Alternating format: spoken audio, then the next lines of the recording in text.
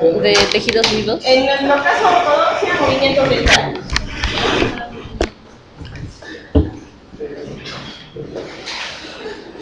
Que nos ayudamos de bracket y también de otros aparatos como los aparatos que hemos realizado en práctica.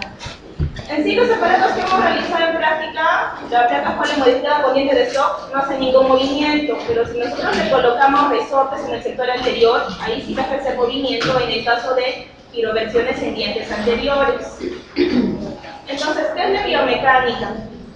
La biomecánica es una de las ciencias básicas de la ortodoncia, en la cual se da una explicación física y mecánica a los movimientos que se realizan sobre las estructuras de los seres vivos. En este caso, a los movimientos que se realizan en los dientes. Cuando tenemos un diente, un canino ectópico, ¿qué hacemos? Creamos espacio y luego tenemos que hacer la tracción. Ese es un tipo de movimiento. Luego, cuando tenemos una discrepancia biodentaria de menos 15, tenemos que extraer premolares para que se alineen correctamente los dientes. Y para eso tenemos que llevar el sector anterior hacia el distal. Ahí también son diferentes movimientos los que queremos realizar. Dependiendo de la fuerza y la posición que nosotros realicemos el movimiento, vamos a tener el movimiento del diente por completo o la inclinación del diente. Como hemos estudiado antes, los dientes se encuentran en constante movimiento. ¿Se acuerdan de la fase eruptiva, preeruptiva?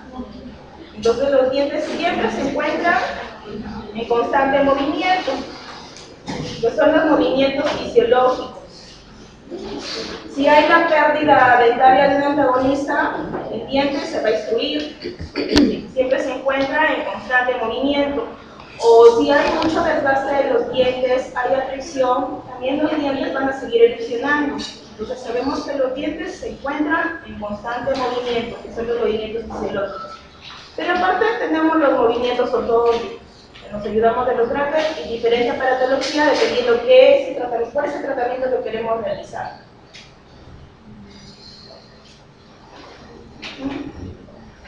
Acá, por ejemplo, perdemos prematuramente la pieza 8-4. La pieza 4-4, al no tener ese tope, va a erupcionar. Y lo más probable es que erupcione antes del tiempo y sin la correcta formación radicular.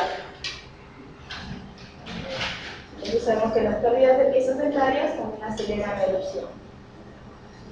Cuando hay movimiento dentario, ¿qué tiene que ver el hueso? ¿Tendrá algo que ver el hueso? Si el diente se mueve, vamos a ver aposición y reabsorción. Entonces, Weiner mostró cómo el hueso se reabsorbe y voy a hacer un movimiento para adelante.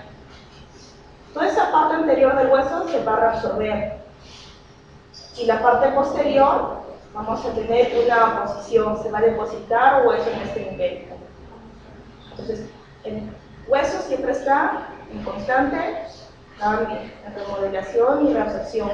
Y con mayor razón, en los tratamientos de ortodoncia, realizamos movimientos, porque si no, tendríamos esta reabsorción y aposición de hueso, ¿qué pasaría? El diente quedaría bailando en el alveolo.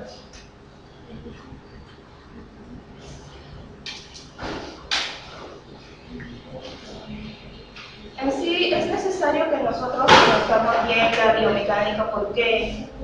Porque como les dije, no en todos los casos se va a ejercer la misma fuerza.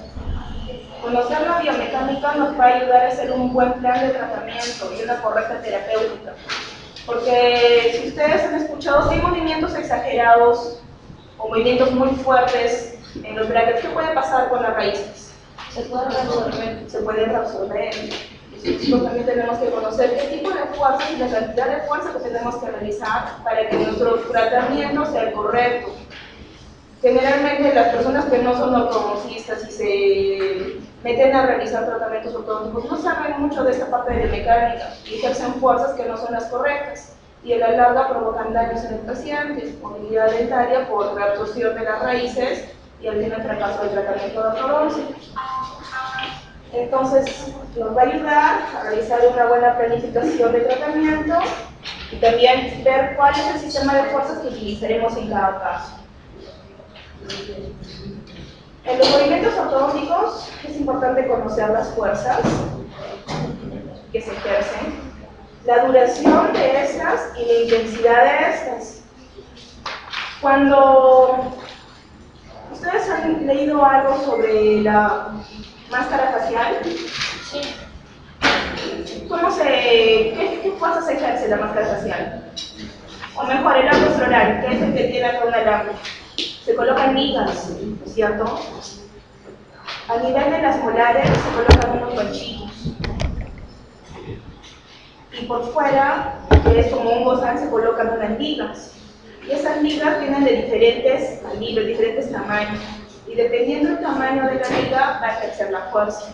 Entonces ahí podemos ver la intensidad de la fuerza dependiendo del grosor de las ligas.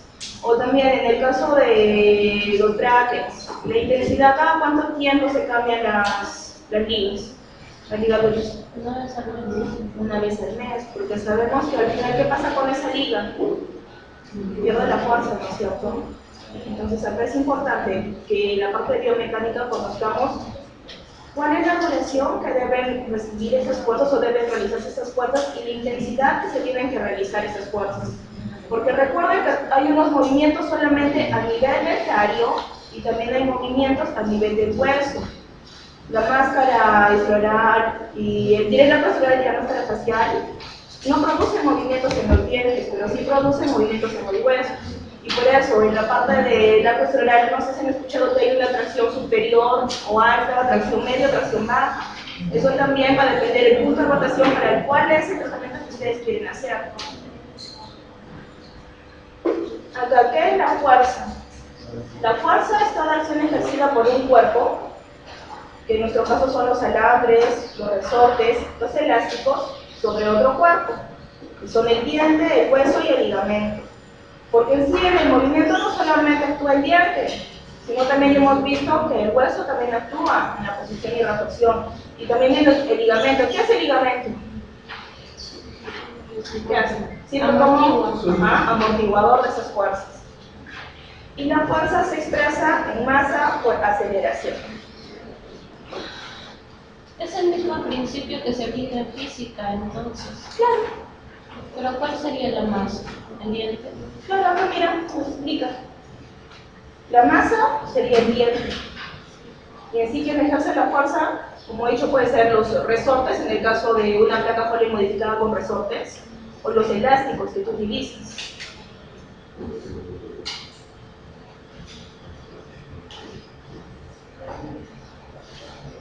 Entonces vemos que las fuerzas ejercidas en el diente, ¿qué van a provocar? Van a provocar una inclinación o el movimiento completo del mismo diente por completo, el movimiento en masa de este diente. Las variaciones en la intensidad de las fuerzas producirán cambios en el centro de rotación oculto. Más adelante voy a explicarles qué es el centro de rotación oculto. Acá se refiere a fuerzas excesivas, fuerzas ligeras. También dependiendo de la cantidad de fuerza, vamos a ver que el movimiento va a ser diferente. Cuando ustedes, los que han utilizado brackets, han ido al cambio, recién les han colocado los brackets, ¿qué ha pasado? ¿Había sensibilidad de cañar? ¿Había sensibilidad? ¿No? ¿Y eso por qué? ¿Por qué creen? Por la presión a la que está sometido el diente. Esa presión provoca una hiperemia pulpar, al cual el diente lo deja sensible. Cualquiera pensaría que es una caries, pero no, son los movimientos que se están realizando que provocan una hiperemia pulpar y una sensibilidad. ¿Qué pasa con el cemento? Solamente el hueso es el que se sufre la posición y reabsorción. Como dijimos anteriormente, si hay excesivas fuerzas, también vamos a ver una alteración en la parte del cemento. El cemento está formado por la capa externa, por una capa de cementocitos. ¿Ya? Cuando se ejercen fuerzas muy fuertes, ¿qué va a pasar con esos cementocitos? Va a haber una resorción y se va a ver como forma semilunar, una pérdida del cemento. Pero con el movimiento, así como tenemos los osteocitos, también tenemos los cementocitos, que van a regenerar esta parte del cemento perdido. Pero en la radiografía siempre se va a ver una reabsorción si las fuerzas no son las correctas. ¿Y la dentina se verá afectada? Sí. ¿Qué va a pasar con la dentina? Así como hay una reabsorción a nivel del cemento por fuerzas excesivas, también puede provocar una reabsorción a nivel de la dentina. La única parte que no se va a ver afectada es el esmalte. El esmalte es lo único que no se va a ver afectado. Como ya lo hemos visto al inicio, en la parte del hueso alveolar ya sabemos que tiene una capacidad de adaptación. Si nosotros ejercemos un movimiento para adelante, vamos a ver la absorción en el sector anterior y en posición en el sector posterior. Vemos que el hueso es el tejido más plástico del organismo y se adapta a las fuerzas funcionales que actúan sobre él.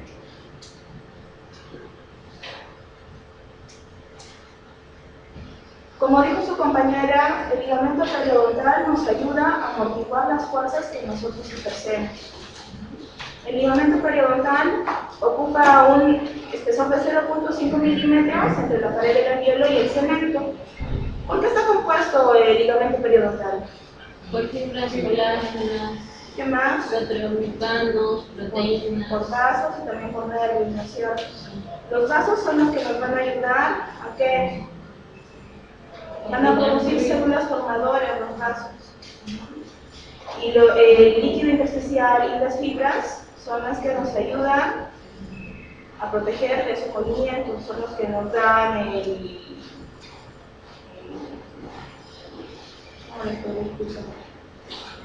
Es como si esa tensión que sufren los dientes fuera a parar ahí, como un desfogue de todo eso. Pero eso lo ejercen las fibras y el líquido intersticial. Así como un sistema amortiguador.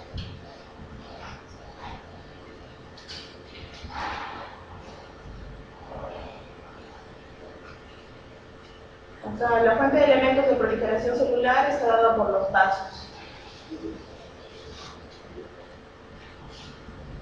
Ahora vamos a hablar de la reacción de los dientes a las variadas fuerzas. Acá, lo primero que recordamos en fuerzas, nos viene a la cabeza Newton. Porque Newton, ¿qué hizo? Denominó unas leyes de la dinámica. Dentro de estas es la ley de la inercia. Si no hay una fuerza sobre el diente permanece inmóvil. Solamente podría haber esa fuerza eruptiva, pero no tenemos una fuerza que lo desplace hacia el vestibular o hacia el palatino. El diente va a permanecer inmóvil hasta que no venga una fuerza que modifique esta ley de inercia. Acá en la ley de aceleración vamos a ver que el desplazamiento en este caso del diente va a depender de la fuerza que nosotros ejerzamos. Puede ser una fuerza, como en este caso, que esté inclinando el diente o una fuerza en masa. Y vemos que este desplazamiento ocurre en sentido de la fuerza aplicada y es proporcional a ella, inversamente proporcional a la masa del cuerpo. En este caso, ¿quién está ejerciendo la fuerza? Acá tenemos una ansa, que en este caso va a inclinar el diente, no. Dependiendo qué tipo de fuerzas provocamos, vamos a desplazar el diente ya sea inclinándolo o rotándolo en masa. En este caso es un desplazamiento en masa, porque no queremos una inclinación.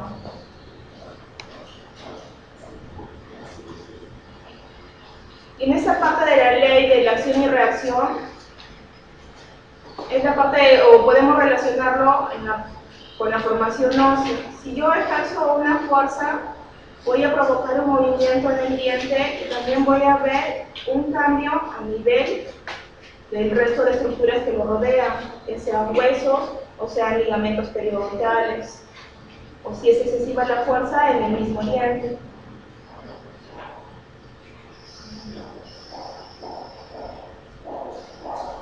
Entonces, todos los sistemas que se utilizan con aparatos fijos para mover los dientes producen reacciones y efectos colaterales. En este caso, ¿qué aparato creen que es este? Es una expansión. Ya, es como el tornillo que hemos utilizado, no. Este es un Haas o un Hyrax, que va a provocar acá la separación de la línea media. Y acá se va a quedar ahí un hueco, ¿no es cierto? Vamos a ver formación ósea. Entonces, todos los movimientos que nosotros realicemos, ya sean movimientos dentarios o en este caso, si queremos separar suturas, vamos a tener una respuesta por parte de los organismos. En este caso es la reabsorción y la posición.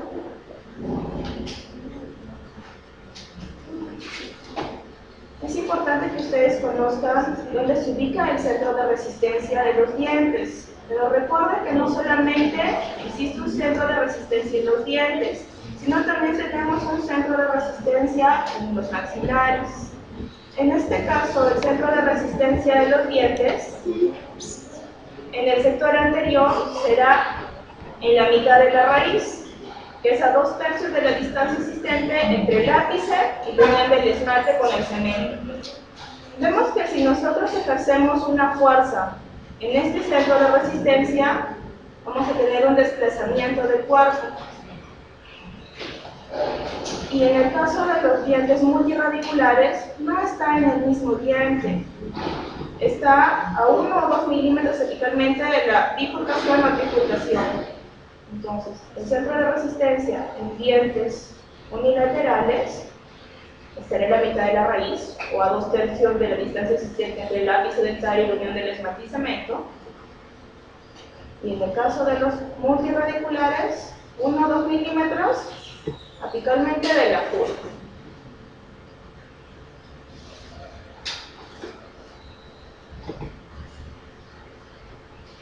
Como les dije, no solamente los dientes tienen centro de resistencia.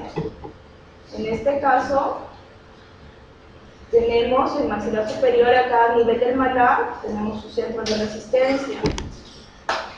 Por eso les decía, cuando en el caso del maxilar, si utilizamos una puesta oral, justo el alambre tiene que pasar exactamente a nivel del centro de resistencia del maxilar superior, porque es donde yo quiero ejercer el movimiento.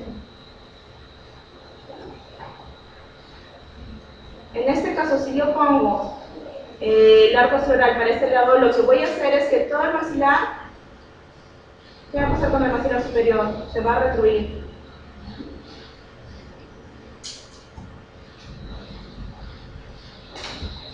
El centro de resistencia del diente depende de la morfología radicular, la cantidad de raíces y también la cantidad de nivel óseo.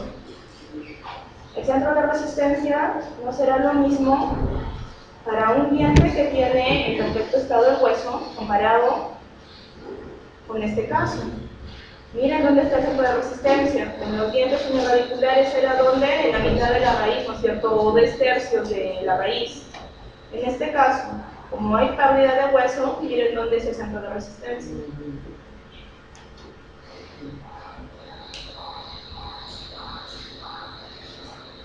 Hemos hablado del centro de resistencia. Ahora vamos a hablar del centro de rotación. Este es un punto creado o producido dependiendo de las fuerzas que apliquemos. Es el punto sobre el cual va a inclinar o rotar el diente. Digamos, en el caso de los incisivos, yo acá tengo mi centro de resistencia, pero el centro de rotación es a nivel apical. ¿Por qué? Porque a nivel de ese punto el diente va a rotar. A nivel de ese punto el diente se va a mover. Y en algunos casos puede coincidir con el centro de resistencia. Otra forma de hallar este centro de resistencia es trazar un ángulo desde los dos puntos del centro de resistencia y la tangente es el centro de rotación. Eso no lo explican en la guía, pero en los libros de ortodoncia se explica así. No es un punto que se encuentre fijo, como el centro de resistencia. Doctora, ¿cómo sería la tangente? ¿Podría ser el...? Digamos, yo acá Marco, junto las dos líneas, y la tangente sería por acá. Porque la tangente, ¿se acuerdan que era la mitad de un ángulo? Eso es el sentido. Ah, lo siento, bisectriz. La bisectriz me acordé. La mitad del ángulo, que sería acá.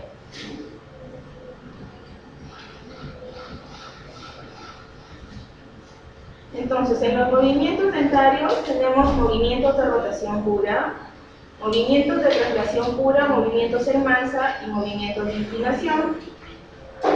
¿Creen que los tres movimientos son iguales? Acá en el movimiento de rotación pura, miren cómo está ese diente. Está totalmente distorsionado. Para que yo realice un movimiento de rotación pura, ¿qué pasa? Necesito de dos fuerzas iguales y opuestas. ¿Ven acá han pegado un botón adhesivo y acá también otro? Entonces, para ejercer un movimiento de rotación pura, que el diente gire por completo, necesitamos esas dos fuerzas iguales y opuestas. Que a estas fuerzas iguales o opuestas se le conoce como cupla. Y en este movimiento de rotación pura, vemos que el diente rota sobre su centro de resistencia. Y el centro de rotación se encuentra en el eje longitudinal del diente. Este es el movimiento de rotación pura. En el movimiento de inclinación, que generalmente nosotros realizamos este movimiento de inclinación en el sector anterior,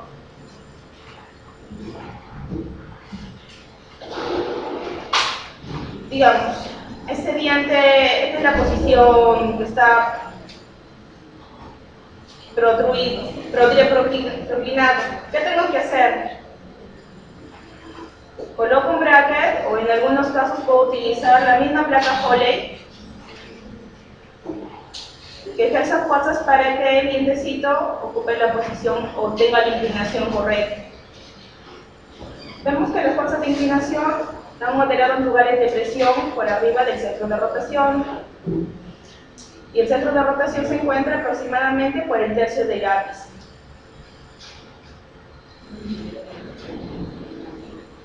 Igual acá vemos, si tenemos estos movimientos de inclinación, vamos a tener aposición y reabsorción.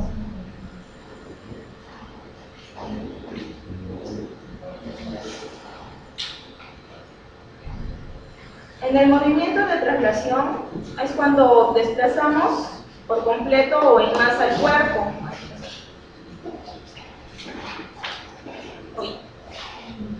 Y la fuerza tiene que ejercerse directamente en el centro de rotación. En el centro de resistencia, que se encontraba ¿dónde? A 1 o 2 milímetros Por arriba de la puerta, ¿no es cierto? Entonces el movimiento de traslación es un movimiento puro, es un movimiento en masa, en diente. Y es en dirección de la línea de la acción de la fuerza aplicada. Y las fuerzas de extrusión, en el caso de un diente que se encuentra ectópico, como este canino, vemos que estas fuerzas tienen a ocurrir normalmente como resultado de crecimiento y desarrollo. Igual acá, tienen que ser movimientos lentos para que yo tenga formación de hueso. Porque si yo hago un movimiento brusco, aparte de que voy a reabsorber la raíz, tampoco voy a tener esa formación ósea. Y se debe tener cuidado con las fuerzas que se utilizan, porque si hay una fuerza excesiva también puede dañar los vasos. En las fuerzas intrusivas también tenemos que tener cuidado en la fuerza que se utiliza, porque al igual que se pueden dañar los vasos al momento de la extrusión, en el momento de la intrusión también, si es una fuerza excesiva, ¿qué va a pasar? Acá vamos a ver que se van a romper los vasos.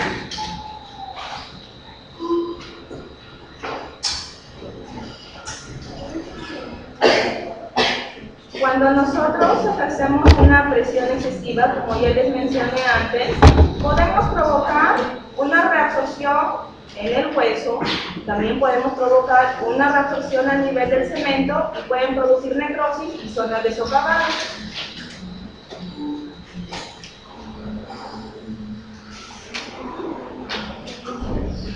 Cuando las fuerzas pesadas se provocan en distancias cortas. Digamos que yo quiero mesializar un diente, pero solamente quiero mesializarlo a 1 o 2 milímetros. Eso se refiere a distancias cortas. Vemos que si ejercemos una fuerza pesada, vamos a provocar reabsorción. Vemos que la intensidad de las fuerzas se disipa. Pero como tenemos distancias cortas, ¿qué va a pasar? Vamos a tener una reorganización y una reparación. Entonces quiere decir que cuando tenemos distancias cortas sí podríamos utilizar estas fuerzas pesadas. Pero en el caso de distancias grandes, no podemos realizar unas fuerzas pesadas porque dañan a los dientes, pueden provocar la absorción del cemento. Vemos que hay compresión del tejido periodontal, muerte celular, necrosis y dolor. Ahí hay necrosis del hueso. Entonces, en este caso, que son unos 4 o 5 milímetros, no puedo ejercer fuerzas pesadas, tengo que ejercer fuerzas ligeras, porque si no voy a tener daño a nivel dentario y a nivel óseo.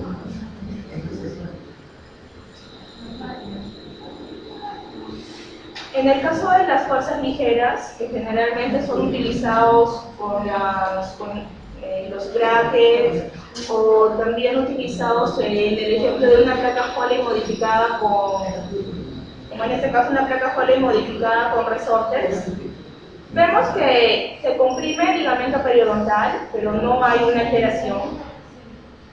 Vemos que hay una estimulación y formación de fibroblastos y osteoclastos y no se observa sustancia osteoide. Entonces nosotros, si utilizamos brackets o utilizamos algún implemento más en nuestra placa Foley, las fuerzas que realizamos son fuerzas ligeras.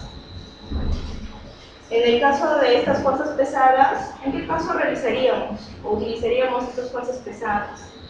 En el caso no tanto que queramos realizar movimientos dentarios, sino en el caso de que queramos desplazar hueso. En el caso de usar ligas, esas ligas son bien gruesas y producen fuerzas pesadas.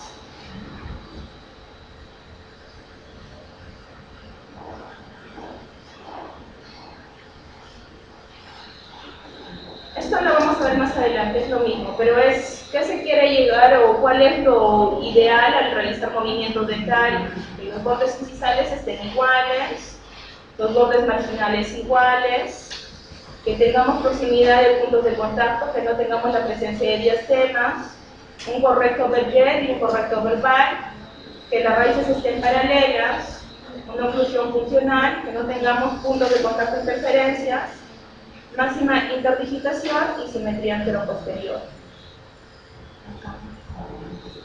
¿Cuáles tienen que ser las características de los aparatos? Vemos que los aparatos que utilizamos tienen que tener una fuerza que sea controlable, tanto en su magnitud, en su duración, en la dirección y la distancia.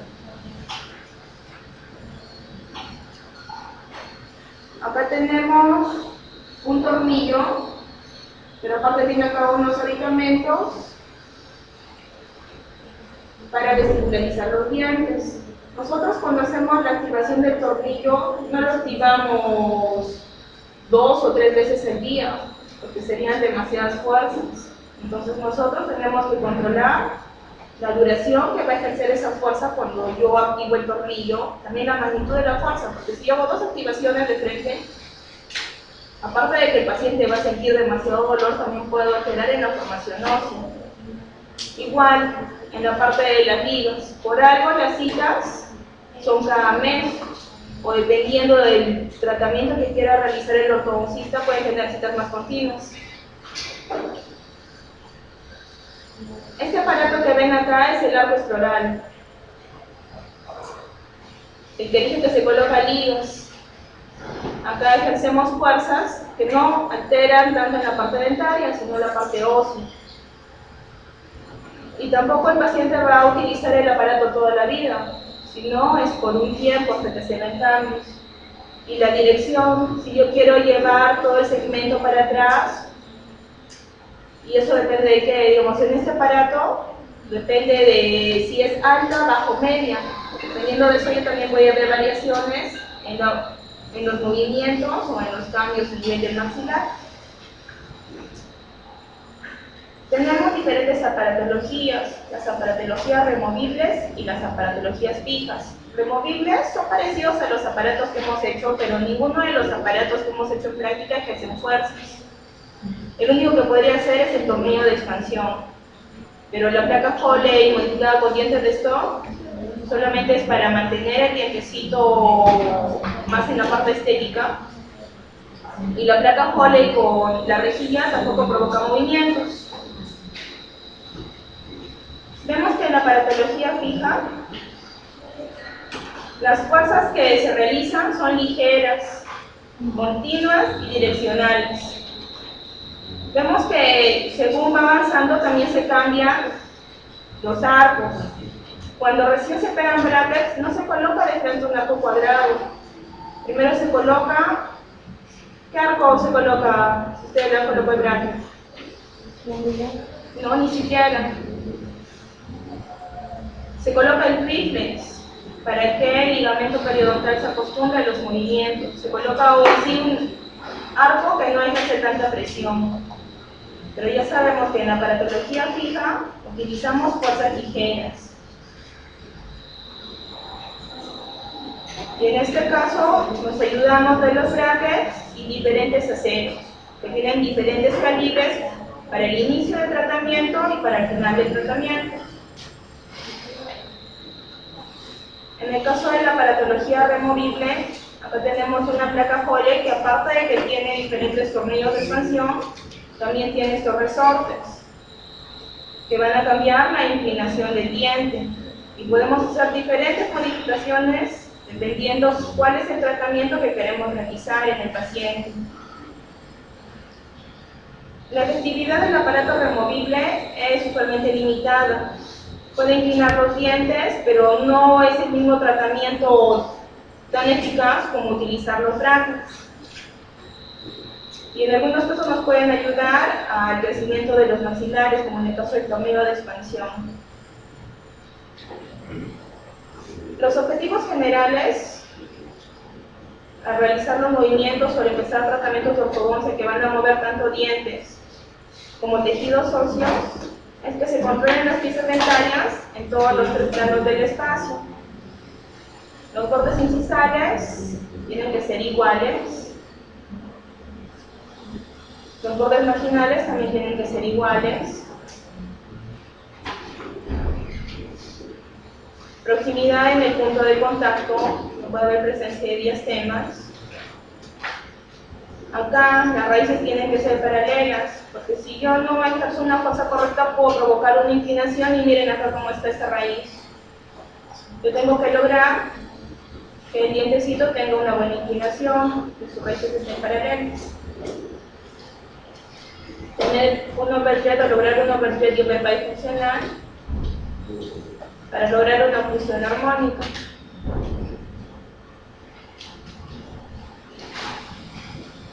Y que se logre una máxima interdigitación.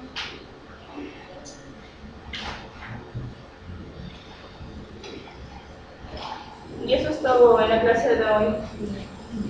¿Alguna pregunta? Esta clase es fea. Doctora, ¿por qué algunos pacientes que se someten a ortodoncia terminan con el plano occlusal inclinado hacia el costado? Porque no se realizaron el correcto movimiento, no fueron las fuerzas necesarias o también la ubicación del brazo. ¿Por qué se refiere con el costado? No entiendo.